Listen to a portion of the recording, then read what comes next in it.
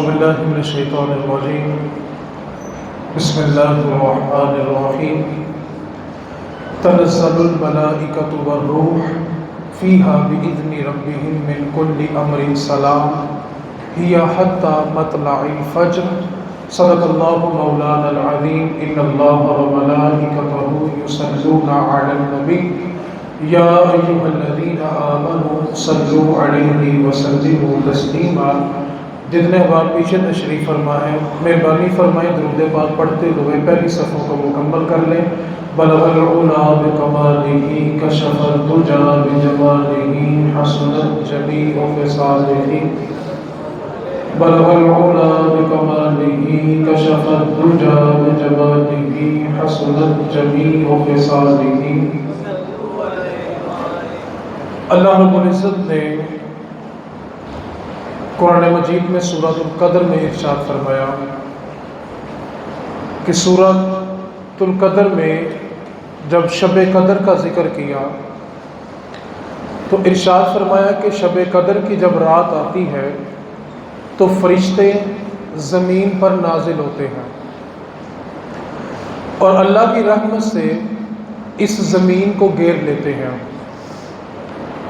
ہی حتی مطلع الفجر، اور جب تک فجر کا وقت نہیں ہوتا فرشتے زمین پر رہتے ہیں، سلامتی بھیجتے ہیں اور اللہ کی رحمت سے زمین والوں کو گھیر کے رکھتے ہیں۔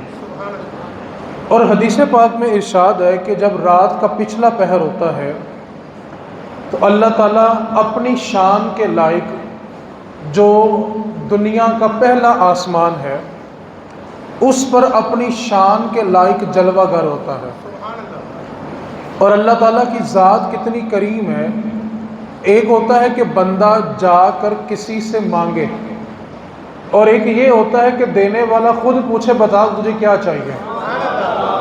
اللہ تعالیٰ جب شان قدرت اپنی شان کے لائق جب زمین کے آسمان پر جلوہ فرماتا ہے تو خود فرماتا ہے کوئی مجھ سے رزق مانگنے والا، ہے کوئی مجھ سے عزت مانگنے والا، سکون مانگنے والا، کوئی چیز مانگنے والا۔ آپ یقین جانیں نادان ہے وہ بندہ کہ جس وقت رب اعلان کر رہا ہو اور وہ رب سے مانگ نہ رہا ہو۔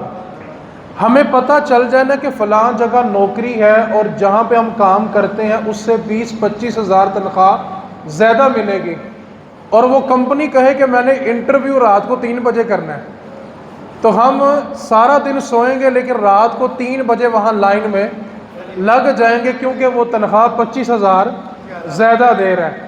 یہ وہ ہے جو اس کے دیے میں سے دے رہا ہے، اور جب وہ خود فرمائے ہے کوئی مجھ سے رزق مانگنے والا، اب اللہ تعالیٰ اپنی شان کے لائق اعلان کر رہا ہے کوئی مجھ سے مانگنے والا۔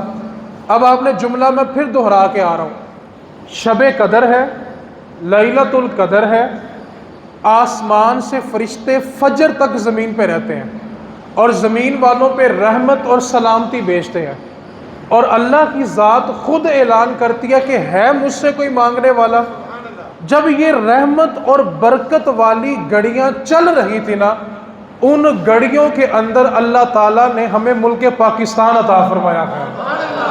جب پاکستان بنا تو 27ویں رات تھی اور جمعے کی رات تھی، اور جب پاکستان کو آزادی ملی تو پہلا دن جو تھا وہ جمعۃ الوداع تھا۔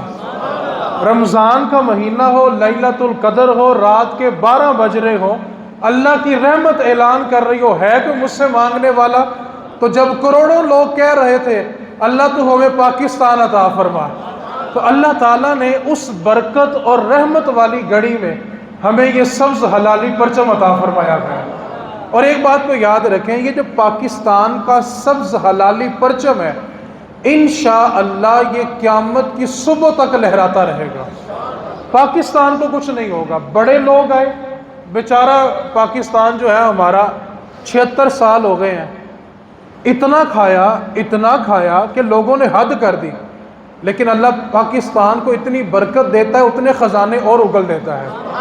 یہ پاکستان ختم نہیں ہوگا، لیکن ہماری ذمہ داریاں کیا ہیں؟ ہم نے اپنی نسل کو سکھانا کیا ہے؟ آج کی جو گفتگو ہے بالخصوص میری نوجوانوں سے ہے اور بالخصوص ان لوگوں سے ہے جو اس وقت یہ سوچ رہے ہیں کہ کاش مجھے موقع ملے تو میں باہر کے ملک چلا جاؤں، اور میں بڑے وثوق سے کہہ رہا ہوں اگر آج پوری دنیا ہمارے لیے ویزے کھول دے تو بڑے وثوق سے میں کہہ رہا ہوں پاکستان بنانے سے بڑی ہجرت آج ہوگی۔ پاکستان بنانے کے لیے 2 لاکھ مسلمانوں نے اپنا خون پیش کیا۔ یہ 3 سال پہلے پنجاب کا ایک علاقہ ہے، وہاں پر ایک کنواں نکلا، جب انہوں نے زمین کی کھدائی کی، ایک سکیم کاٹی اور اس کی کھدائی کی تو وہاں سے ایک کنواں پرانے وقتوں کا دریافت ہوا، اور آپ جانتے ہیں اس کنویں سے کیا نکلا تھا؟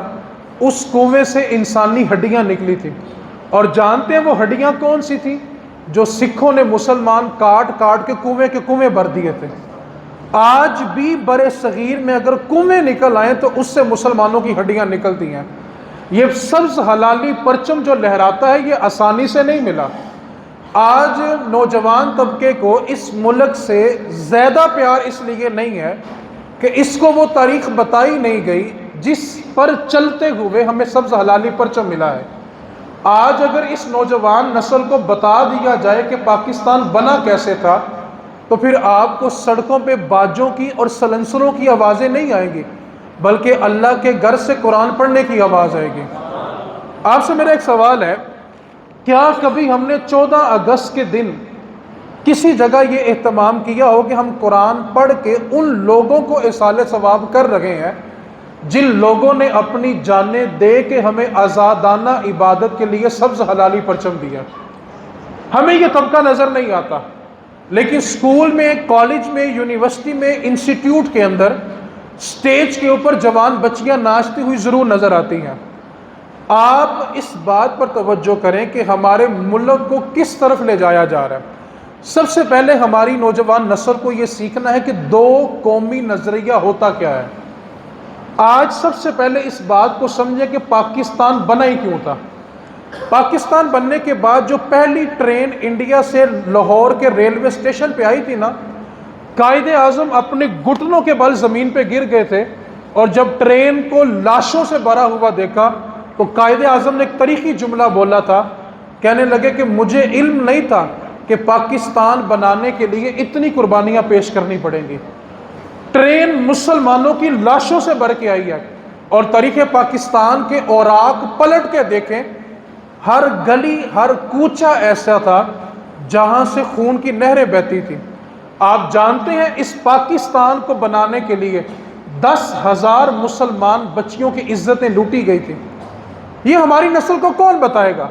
ہماری نسل کو پڑھایا گیا قائد اعظم کے 14 نکات، اس کے بعد سر سید احمد خان، علی گڑھ یونیورسٹی، تحریک پاکستان۔ اس کے علاوہ ہماری نسل کو کون بتائے گا کہ پاکستان کتنے ظلم برداشت کرنے کے بعد حاصل کیا گیا ہے؟ 10,000 مسلمان بچیوں کی عزتوں کو لوٹا گیا، اور آپ جانتے ہیں بے شمار خواتین ایسی تھیں جنہوں نے اپنی عزت بچانے کے لیے زندہ کنووں کے اندر چھلانگ مار دی تھی، اور یہ کہا تھا کہ ہم پاکستان کے لیے جان تو دے دیں گی لیکن کسی سکھ کے ہاتھ نہیں چڑھیں گی۔ پاکستان بنتے وقت اتنا ظلم ہم پہ ہندوؤں نے نہیں کیا جتنا ظلم ہمارے اوپر سکھوں نے کیا تھا۔ آپ صرف سکھوں کی داستان پڑھ لینا، آج تو حکمرانوں کے یارانے ان کے ساتھ ہیں، آج تو میل ملاپ اور جفیاں ان کے ساتھ ہیں۔ کبھی اپنی نسل کو وہ آئینہ دکھاؤ کہ اس سکھ نے پاکستان بنانے کے لیے ہمارے ساتھ کیا کیا تھا۔ ماؤں کی ایک ایک چھاتی کاٹ کے اس کے کباب بناتے رہے۔ جو مائیں امید سے تھی، جن کے شکم کے اندر بچے تھے، یہ سکھ ان کے شکم میں نیزے مارتے تھے، ان کے پیٹ کے اندر ان کے بچوں کے 2 ٹکڑے کر دیتے تھے، اور جن ماؤں کی گود میں ان کے بچے تھے نا، یہ سکھ اپنے نیزوں میں 3 ماہ 4 ماہ کے بچے نیزوں پہ گاڑتے تھے، اور نیزہ یوں ہوا میں اٹھا کے اور سامنے کھڑی ماں سے بھلا کیا پوچھتے تھے، بتاؤ پاکستان بنانا ہے؟ تو میں قربان جاؤں ان ماؤں پہ۔ ماؤں نے کیا کہا؟ بیٹا تو دے دیا ہے لیکن آج پاکستان بن کے رہے گا۔ یہ سلنسر نکالنے والے، یہ باجا بجانے والے، یہ میرے ملک پاکستان کو نوچ نوچ کے کھانے والے قیامت والے دن اس ماں کا سامنا کیسے کریں گے جس نے 3 ماہ کا بچہ بھی اس پاکستان کے لیے قربان کیا تھا؟ یہ اس ماں کا سامنا کیسے کریں گے جس کے پیٹ میں اس کے زندہ بچے کے 2 ٹکڑے کر دیے گئے ہوں، کیا پاکستان کو اس طرح لوٹ کے کھانے والے آج یہ ارباب اقتدار یہ سمجھ بیٹھے ہیں کہ یہ ہمارا کاروبار ہے کھانا، ہم اس کو کھاتے رہیں گے؟ ہوش کے ناخن لو۔ ایک بات کو یاد رکھو، ایک بادشاہ تھا ایران کا، اس کو شکار کرنے کا شوق تھا۔ یہ میری آواز ان لوگوں کے لیے ہے بذریعہ انٹرنیٹ جو ایوانوں میں بیٹھ کے مست ہاتھی بنے ہوئے ہیں اور ملک پاکستان کو نوچ نوچ کے کھا رہے ہیں۔ ہوش کے ناخن لو، وہ لوگ بھی جو ملک چلاتے ہیں اور وہ لوگ بھی جو ان کے اعلی کار بنے ہوئے ہیں، اور وہ ایجنسیاں بھی جو سب کچھ دیکھنے کے باوجود بلی کی طرح آنکھیں کھولنے کی بجائے کبوتر کی طرح آنکھیں بند کر کے بیٹھی ہوئی ہیں، اور ملک پاکستان کو بے دردی کے ساتھ کھایا جا رہا ہے اور ان کے کانوں پہ جوں تک نہیں رینگ رہی۔ ایران کا بادشاہ تھا، شکار کے لیے نکلا، شوق تھا اس کا شکار کرنا۔ اب وہ جس علاقے میں شکار کرنے کے لیے گئے وہاں پہ ایک بوڑھی اماں تھی اور اس کی ایک بڑی خوبصورت گائے تھی، اور اس نے اس گائے کو بچپن سے ہی پالا ہوا تھا۔ جیسے انسان کسی جانور کو پال لے تو اس سے بڑا اس کو انس ہو جاتا ہے، بڑی محبت ہو جاتی ہے، اور بعض اوقات تو محبت میں اس قدر آگے بڑھ جاتے ہیں کہ وہ جانور کو بھی اپنے گھر کا فرد ہی سمجھ لیتے ہیں، بعض اوقات جانور سے اتنا پیار ہو جاتا ہے۔ اب اس اماں نے اس گائے کو بڑی محبت اور چاہت سے پال پال کے خوب فربا کیا ہوا تھا اور بڑا اس سے پیار کرتی تھی۔ اب یہ جو بادشاہ تھا ایران کا، اس کے سپاہی شکار تلاش کرتے کرتے نا اس اماں کی گائے کے پاس چلے گئے اور جا کر اماں سے کہنے لگے کہ اس کی رقم لے لو اور یہ گائے ہمارے حوالے کر دو، ہمیں پسند آ گئی ہے، خوبصورت ہے، ہم اس کا شکار کریں گے اور اس کا گوشت جو ہے وہ سارا لشکر کھائے گا۔ تو اماں کہنے لگی کہ میں اس گائے کو نہیں بیچوں گی، میں نے بڑی چاہت کے ساتھ اس کو پالا ہے، تو میں کسی صورت بھی اس گائے کو بیچنے کے لیے تیار نہیں ہوں۔ سپاہیوں نے زور زبردستی کی، جیسے آج بھی لوگ حکمرانوں کے اشاروں پہ ناچتے ہیں۔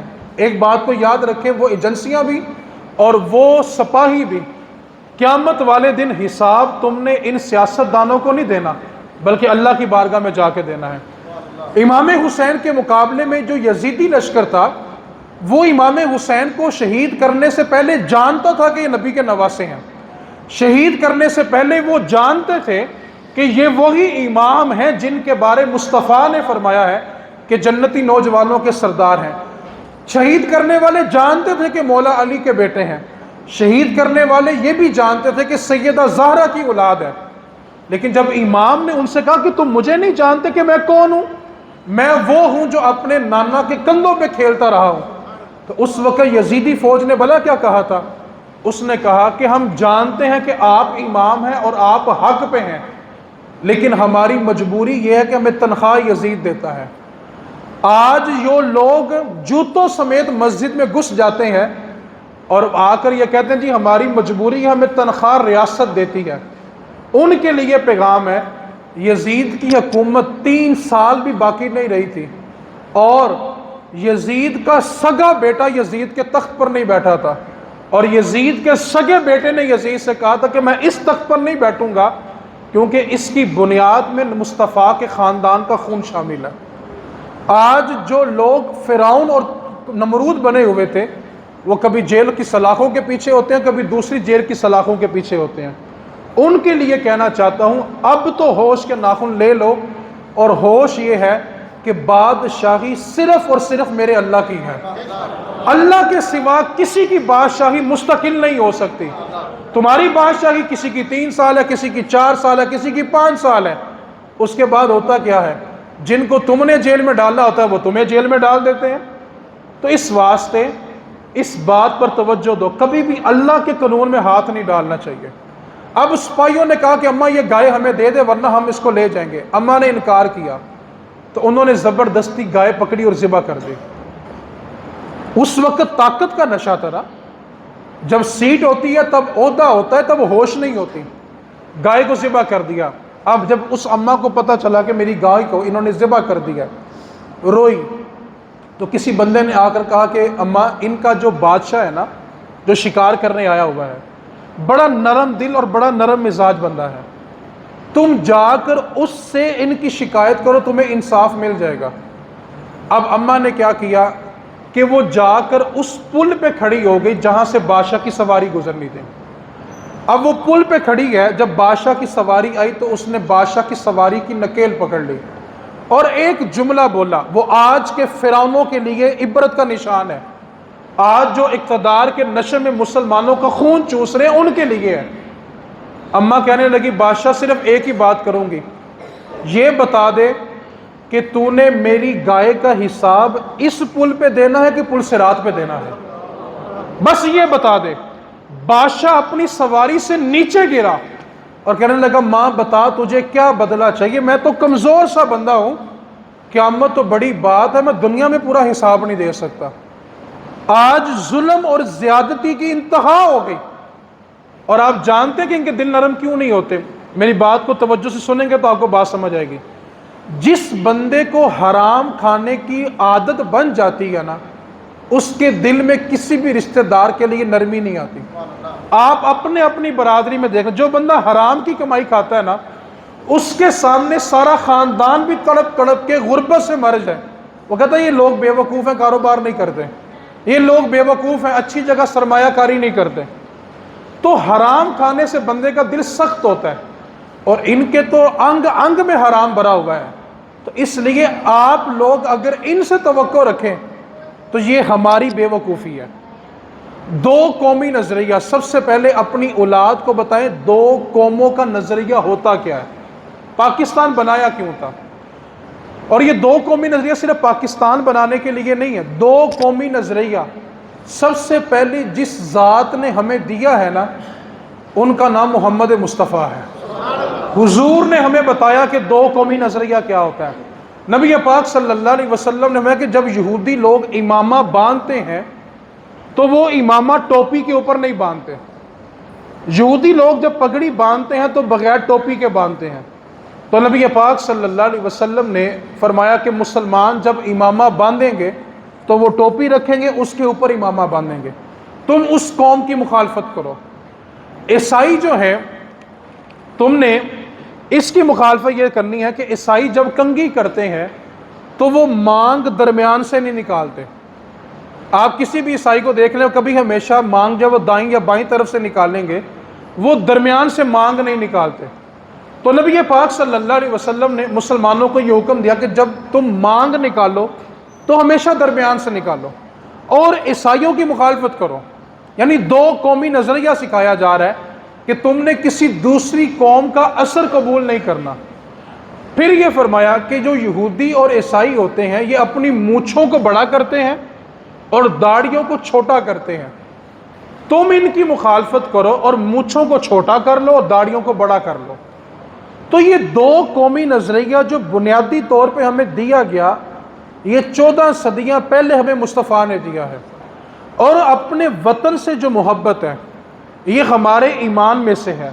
نبی پاک صلی اللہ علیہ وسلم خود بذات مہاجر ہیں، آپ ہجرت کر کے مدینے آئے تھے۔ رسول اکرم صلی اللہ علیہ وسلم پیدائشی طور پہ مدنی نہیں ہے، آپ کی ولادت مکے میں ہوئی ہے، آپ کا وطن جو ہے جہاں پہ جائے پیدائش ہے وہ مکہ ہے، لیکن آپ نے اپنا وطن مدینے کو بنایا، آپ نے ریاست کا قیام مدینے میں کیا، اور مدینے سے حضور کی محبت کا عالم یہ تھا۔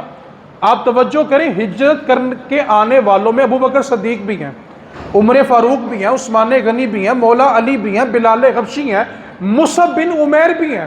یہ جلیل القدر صحابہ جو ہیں یہ سارے کے سارے مہاجر ہیں، لیکن رسول کریم کی اپنے مدینے سے محبت دیکھیں۔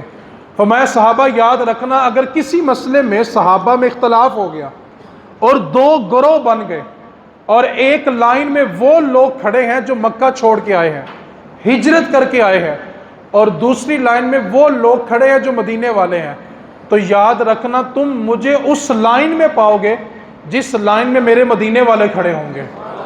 اپنے وطن سے پیار کر کے بتایا۔ اور جناب ابو ہریرہ فرماتے جب ہم کسی سفر سے واپس آتے اور جب گھوڑوں پہ سوار ہوتے تھے واپس آ رہے ہوتے تھے، جب دور سے مدینے کے مکانات نظر آتے، مدینے کے گھر نظر آتے، تو نبی پاک صلی اللہ علیہ وسلم اپنی محبت کا اظہار ایسے فرماتے کہ اپنی سواری کو اور تیز کرتے۔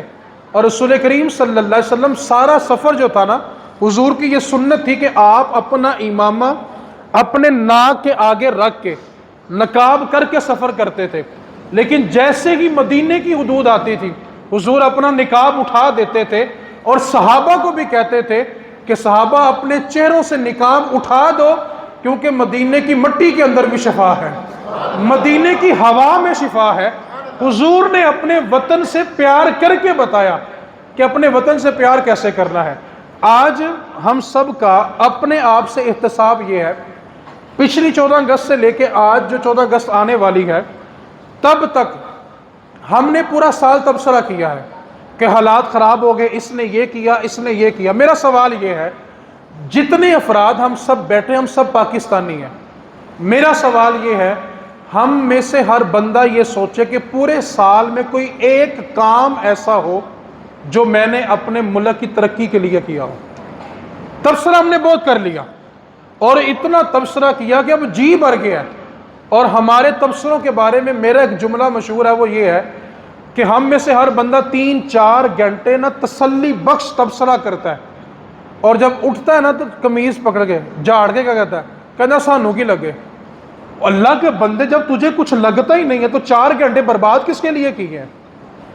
سوال یہ بنتا ہے کہ ہم نے پورا سال تبصرہ کیا تو بے باک ہو کے کیا، اپنے ملک کی ترقی کے لیے کیا کیا ہے؟ میں اس کی آپ کو ایک مثال دیتا ہوں۔ ہم لوگ اپنے گھر سے پیار کرتے ہیں، اپنے ملک سے نہیں کرتے۔ اس کی زندہ مثال بلا کیا ہے؟ 1.5 کروڑ روپیہ اپنے گھر پہ لگا لیں گے، 10,000 پاکستان کی اپنی گلی میں نہیں لگائیں گے۔ وہ گلی کس کی ہے؟ وہاں پہ کس نے کھیلنا ہے؟ آپ ان لوگوں سے توقع کرتے ہیں؟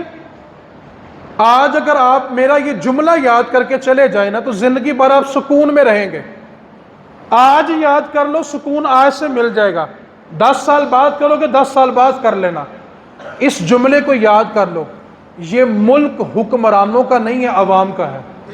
یہ جملہ یاد کر لو۔ اور بھائی جس کا گھر ہوتا ہے خیال اس نے کرنا ہوتا ہے۔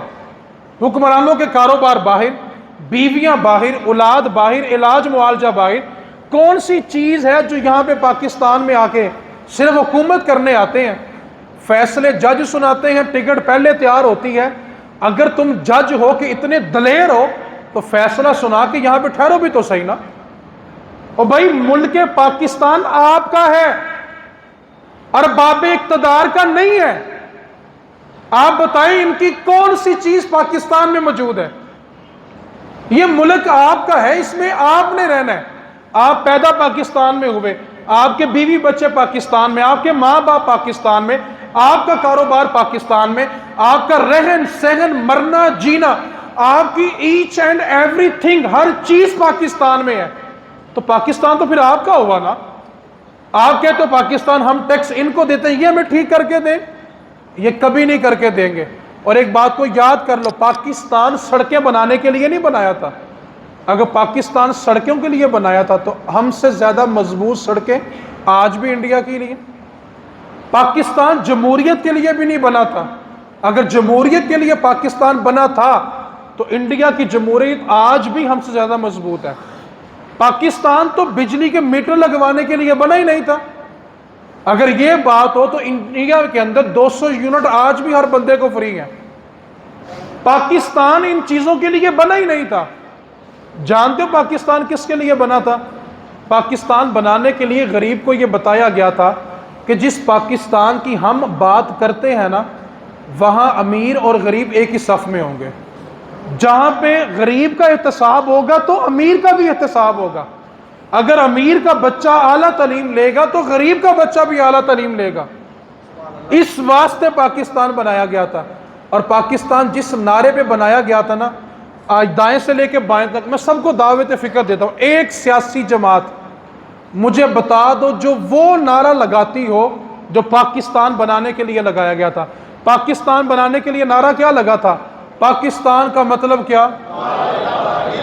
بتاؤ کس جماعت کا منشور ہے لا الہ الا اللہ؟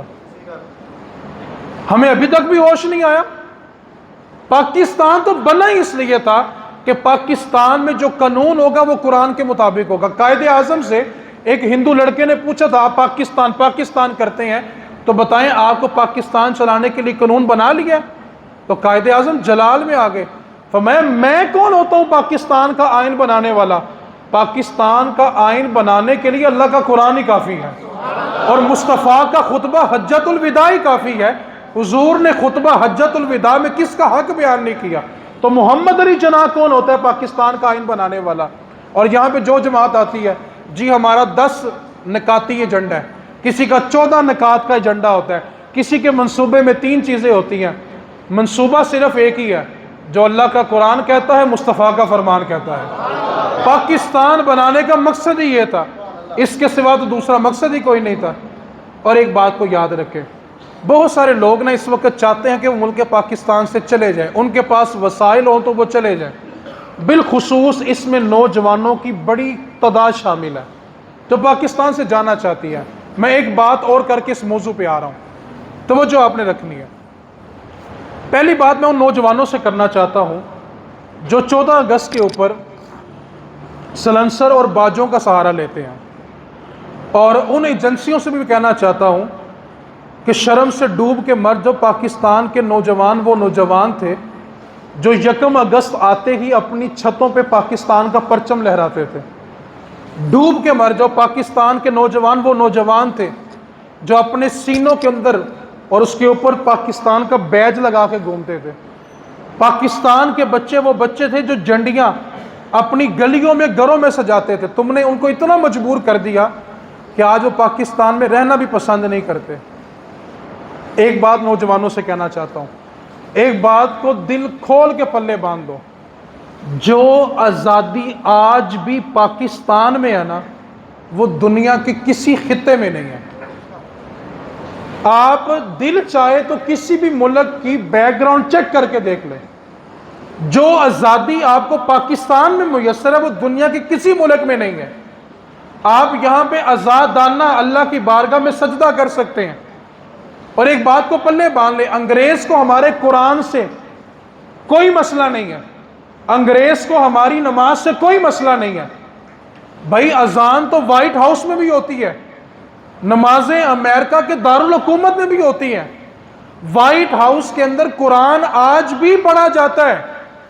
انگریز کو مسلمانوں کی نماز اور قرآن سے کوئی مسئلہ نہیں ہے، انگریز کو مسئلہ ہے کہ کچہری کے اندر عدالت کے اندر مصطفیٰ کا نظام نہ آ جائے۔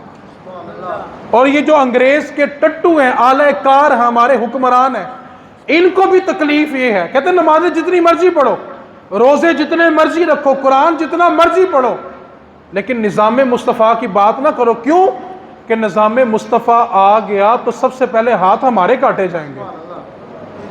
ہمیں کس طرف لگا دیا؟ بس نماز پڑھو، قرآن پڑھو، بس۔ بھائی اگر نماز اور قرآن کی بات ہوتی نا تو اس جملے پہ توجہ کریں، پاکستان کی آبادی 24 کروڑ ہے، ہم سے کئی گنا زیادہ آج بھی مسلمان ہندوستان میں ہیں، ہم سے ڈبل تعداد ہے ان کی۔ پاکستان میں صرف 4 صوبے ہیں، انڈیا پورے 36 صوبوں کا ملک ہے، ہمارا پورا ملک اس کے پنجاب جتنا ہے۔ مسلمان وہاں نماز بھی پڑھ رہے ہیں، قرآن بھی پڑھ رہے ہیں، ان کو مسئلہ مسلمانوں کے قرآن اور نماز سے نہیں ہے، مصطفیٰ کے نظام سے ہے۔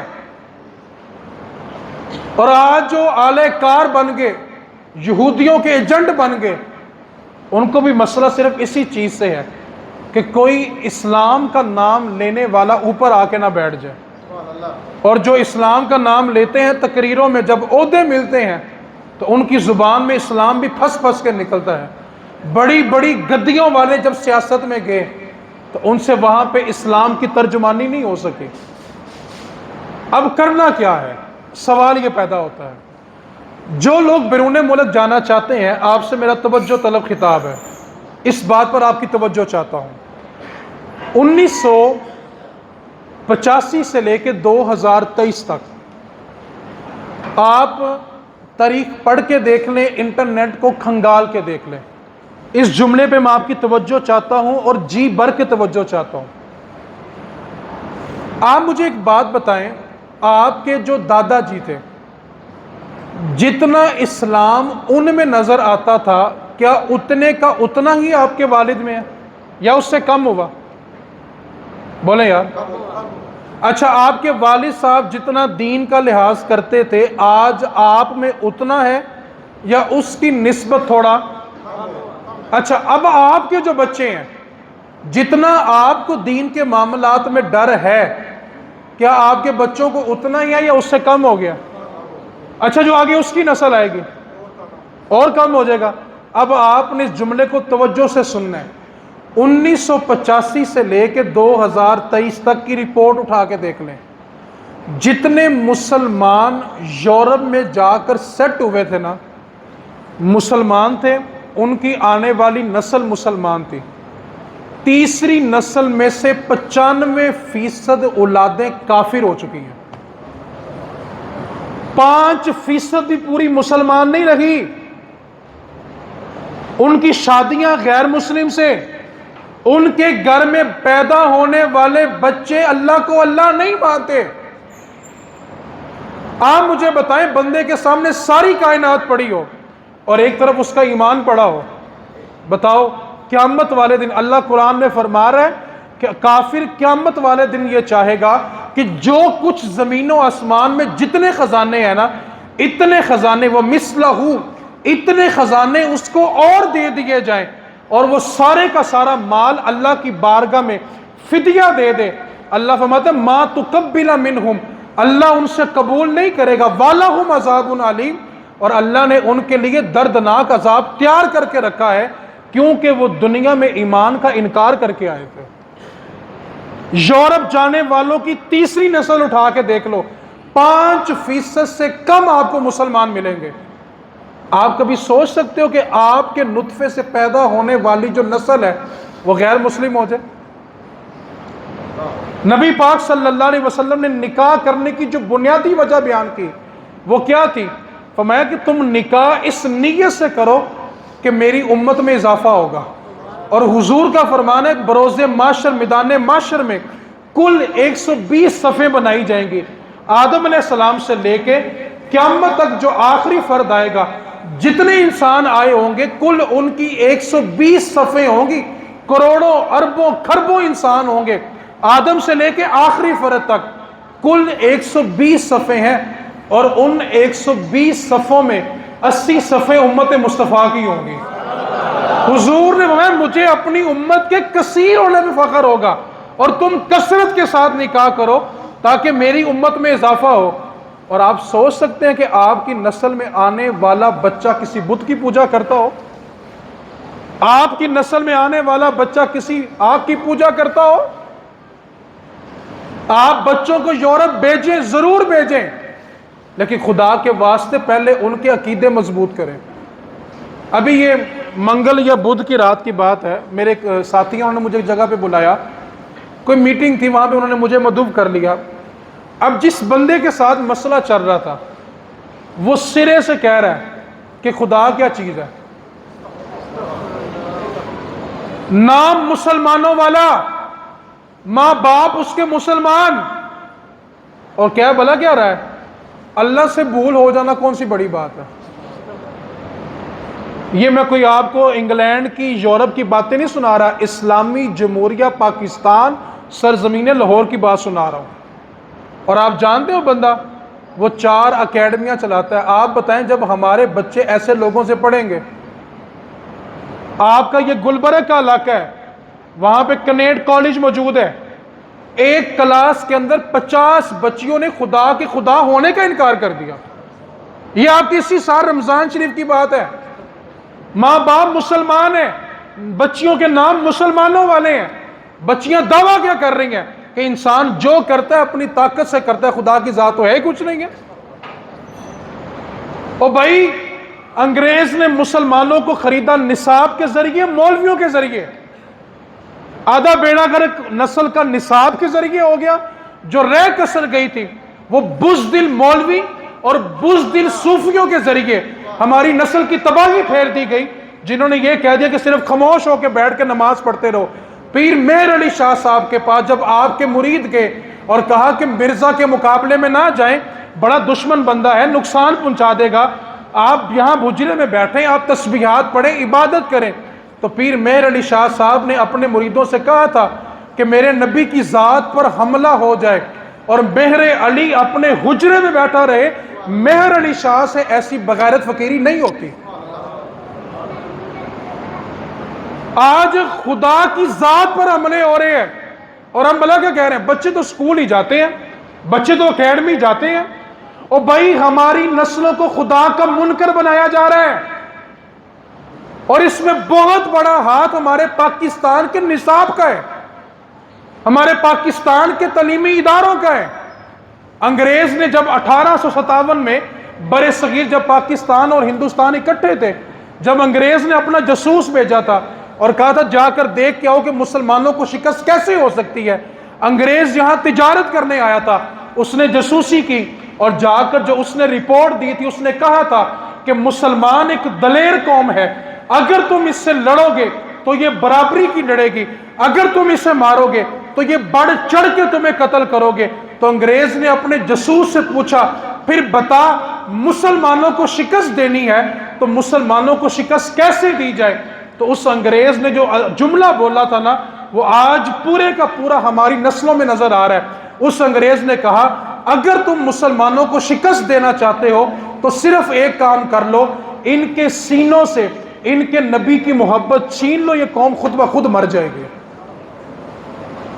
آج آپ کا بچہ اپنے نبی کے نام پہ مر مٹنے کے لیے تیار ہے؟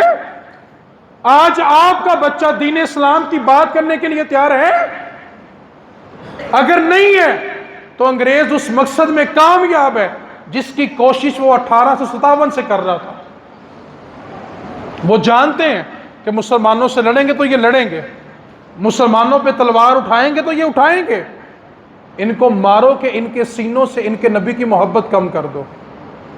آپ مجھے بتائیں جتنی غیرت ہمارے دادا جی کو نبی پاک کے نام پہ آتی تھی، آج وہ آتے آتے ہم تک کم ہو گئی، اور جب ہماری نسل میں گئی تو اس سے بھی۔ آپ مجھے بتائیں یار، آج تو اللہ نے ہمیں سانسیں دی ہوئی ہے، ہم بچوں کو کسی طرح واپس موڑ لیں گے۔ سوچو اگر آج اپنے بچوں کو نہ موڑا تو آپ کی تیسری نسل کس سٹیج پہ کھڑی ہوگی، اس کا فیصلہ آج کر لو۔ عالم وہ نہیں ہوتا جو کتابیں رٹے آ کر عوام کو سنا دے، عالم میں اس کو مانتا ہوں جو آنے کی 100 سال آنے والے کی پلاننگ قوم کو دے کے جائے۔ جو کتابیں پڑھ کے سنائیں وہ مبلغ ہوتا ہے، اس نے کتاب پڑھی اور سنا دی۔ عالم معاشرے میں اس کو مانا جاتا ہے جو قوم کو اس کے حالات سے آگاہ کرے کہ تمہارا مسئلہ کیا ہے۔ ڈاکٹر کا کام دوائی دینا نہیں ہے، دوائی میڈیکل سٹور والا بھی دیتا ہے۔ آپ سٹور پہ جا کر مجھے دوائی چاہیے، مسئلہ ہے، دوائی آپ کو مل جائے گی۔ تو ڈاکٹر کا کام دوائی دینا نہیں ہے، ڈاکٹر کا کام ہے مرض بتانا کہ تمہیں یہ مرض ہوا کیوں ہے۔ عالم کا کام تقریر کرنا نہیں ہے، عالم کا کام ہے کہ امت کو بتائے کہ آنے والا 100 سال اس کے لیے کیسا ہوگا۔ آج اپنے گھروں میں جا کے دیکھ لینا کہ ہمارے بچوں میں دین کتنا کے ہے۔ یار جب آپ کے بچوں میں اتنا ہے تو سوچو جب ان کی نسلیں آئیں گی تو باقی دین ہماری نسل میں کتنا بچے گا۔ میں اس کو آسان کر دیتا ہوں، آسان کر لیتا ہوں۔ ہم بھلا کیا کہتے ہیں یار آج کی نسل خراب ہو گئی ہے، کیا کہتے ہیں جی؟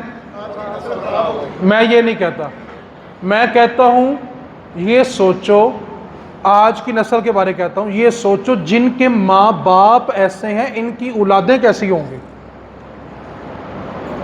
صرف آج کی نسل کو نہ سوچو، یہ آنے والی نسلوں کے ماں باپ ہیں، اور اگر ان کی تربیت نہ کی تو اب بتاؤ 100 سال بعد کیا بنے گا۔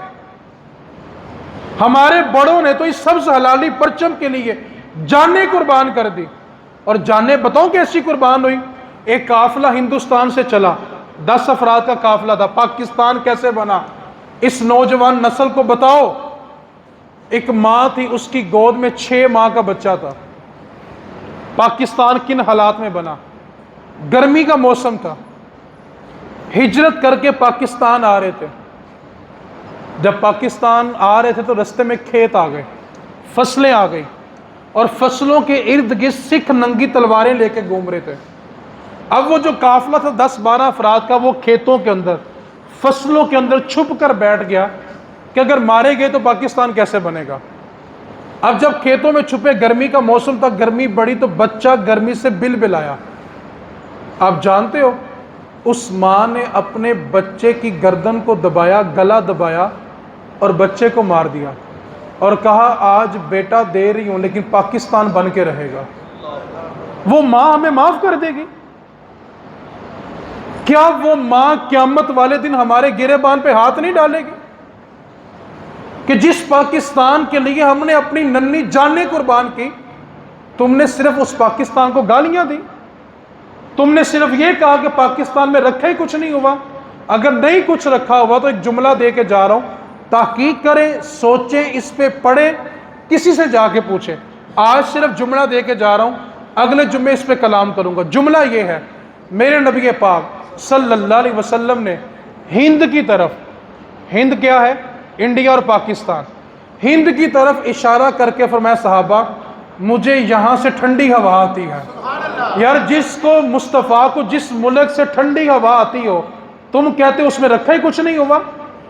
قائد اعظم کو انگلینڈ سے پاکستان بھیجا کس نے تھا؟ علامہ اقبال کہتے جب میں قائد اعظم کو لینے کے لیے انگلینڈ گیا تو محمد علی جناح نے کہا میں نے نہیں جانا پاکستان کے لیے.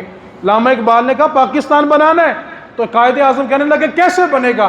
انگریز ہمارے خلاف ہے، سکھ ہمارے خلاف ہے، ہندو ہمارے خلاف ہے، یورپی یونین ساری ہمارے خلاف ہے، پاکستان کیسے بنے گا؟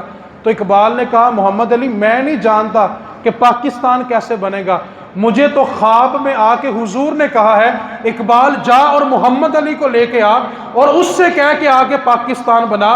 تو اقبال نے کہا محمد علی میں نہیں جانتا کون ہمارے خلاف ہے، مجھے بس اتنا پتا ہے کہ میرے حضور نے کہا ہے تو پاکستان بن کے رہے گا. یار یہ پاکستان حضور کی عطا ہے، اور آپ جانتے ہیں؟ نہیں جانتے؟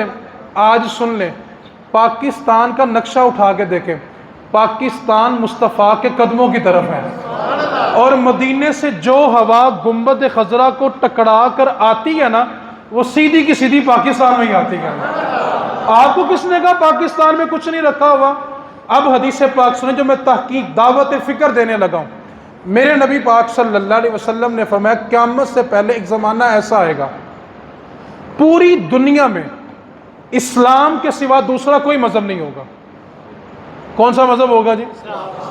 اور جو جتنے قیامت کے حالات ہم پڑھتے ہیں نا، قیامت آئے گی، زمین پھٹ جائے گی، آسمان پھٹ جائے گا، یہ کافروں پہ آئے گی. جس وقت قیامت آئے گی پوری زمین پر ایک بھی مسلمان نہیں ہوگا.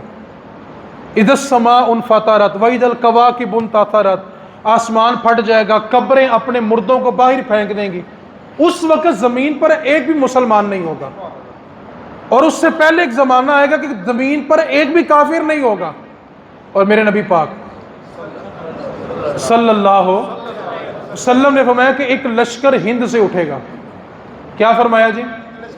پھر بولیں، ایک لشکر ہند سے اٹھے گا، اسلام کا پرچم اٹھائے گا، اور وہ فتح کرتے کرتے کرتے کرتے پوری دنیا میں اسلام کا پرچم گاڑ دے گا. اس وقت اسلام کے سوا دوسرا کوئی مذہب نہیں ہوگا.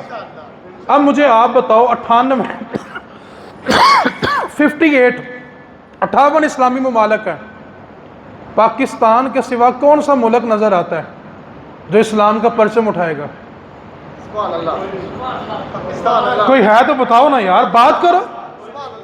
اور جتنا دین کا کام پاکستان میں ہے، میں دعویٰ کر رہا ہوں اتنا کام دنیا کے کسی ملک نے نہیں کیا. جتنی دین کے بارے تحقیق برے صغیر کے خطے پہ ہوئی ہے دنیا کے کسی خطے میں نہیں ہوئی. آپ کیا سمجھتے ہیں سعودی عرب اٹھائے گا؟ آپ کو پتہ ہے کہ سعودی عرب اسرائیل کی حمایت کیوں کرتا ہے؟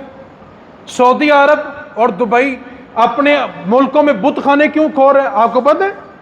یہ بڑا طویل موضوع ہے، لیکن صرف اتنا بتا دوں، سعودی عرب کے مردوں کو صرف شادی کرنے کا شوق ہے، اولاد پالنے کا شوق نہیں ہے. ان کے بچوں کو جو عورتیں دودھ پلاتی ہیں نا، کوئی یہودہ نہ، کوئی عیسائی ہے، کوئی سکھ نہیں ہے. آپ مجھے بتائیں جو عورت بچے کی تربیت کرے گی، بچہ ہو کے کس کی بولی بولے گا؟ یہ وہ گراؤنڈ ریئلٹی ہے جس پر لوگ بولنے کے لیے تیار نہیں ہے. جس سعودیہ کی توہین ہو جائے گی. میرے نبی کی مقدس زمین کا نام حجاز مقدس ہے. سعودی ایک بندے کا نام ہے جو وقت کا ظالم ترین بندہ تھا، اور میرے نبی کا فرمان ہمارے پاس موجود ہے، ویل للعرب، عرب کے لیے ہلاکت ہے۔ عرب نے ہلاک ہونا ہے۔ جس نبی پہ میرے نبی پاک، جس جگہ پہ میرے نبی پاک نے فرمایا صحابہ اس جگہ سے جلدی نکلو، یہاں پہ شیطان کا بسیرا، یہاں پہ نہیں ٹھہرنا، نبی پاک صحابہ کو بڑی تیزی کے ساتھ اس علاقے سے لے گئے۔ آج سعودیہ والوں نے اسرائیل کو وہاں پہ نائٹ کلب کھول کے دیا ہے، اور جانتے وہاں پہ ننگی عورتیں ناچتی ہیں، اور اس سے چند میل کے فاصلے پہ مدینہ المنورہ ہے۔ بات کرتے ہیں تو پھر لال رومال اور ان کے چیلوں کو مرچیں لگتی ہیں۔ شرم سے ڈوب کے مر جاؤ، کھاتے مصطفیٰ کے گھرانے سے ہو اور دین کے اوپر تم پہرا نہیں دے سکتے۔ تو اس واسطے خطے پر ایک ہی ملک ہے، ایک ہی سبز حلالی پرچم ہے، جو انشاءاللہ یہاں سے فوج اٹھے گی۔